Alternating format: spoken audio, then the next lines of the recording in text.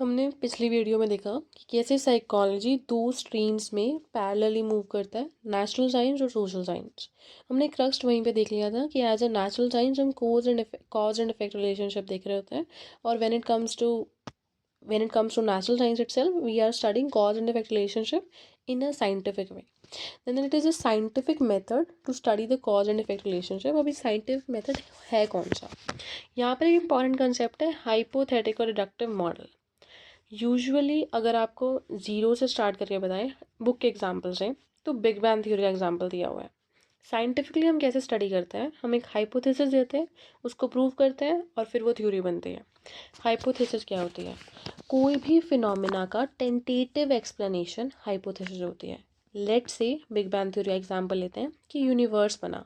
अब यूनिवर्स एक फिनोमिना है ना, क्यों बना, कैसे बना, उसको एक्सप्लेन करने के लिए हमने एक टेंटेटिव एक्सप्लेनेशन दे दिया बिग बैंग, कि बिग बैंग हुआ था तो यूनिवर्स बन गया। अब इसको अगर मैं प्रूव कर देती हूँ तो वो बन जाती है थ्योरी, बिग बैंग थ्योरी, कि मैंने प्रूव कर दिया कि जो मैंने कहा है वो सच है। जो टेंटेटिव एक्सप्लेनेशन मैंने दी थी वो सच भी हो सकती है, वो गलत भी हो सकती है, वो ट्रू भी हो सकती है, वो फॉल्स भी हो सकती है। अगर मैं उसको प्रूव कर देती हूँ with a complex set of propositions और फिनोमिनाज और व्हाटएवर, अगर मैं उसको प्रूव कर देती हूँ तो वो बन जाती है थ्योरी। अगर मैं प्रूव नहीं कर पाती तो दैट इज़ अ मियर हाइपोथेसिस और वो गलत प्रूव हो जाती है।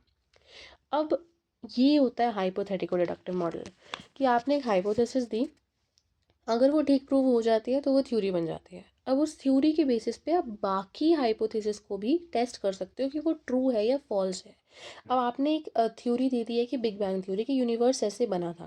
अब उस थ्योरी के बेसिस पे हम डिफरेंट डिफरेंट हाइपोथेसिस को टेस्ट कर सकते हैं कि वो सच है गलत है। अगर वो थ्योरी के साथ कोरोबरेट करती है, मतलब साथ साथ वो चल रहे हैं, तो मतलब वो ट्रू हो गई। अगर वो अपोज कर जाती है तो वो फॉल्स हो जाती है।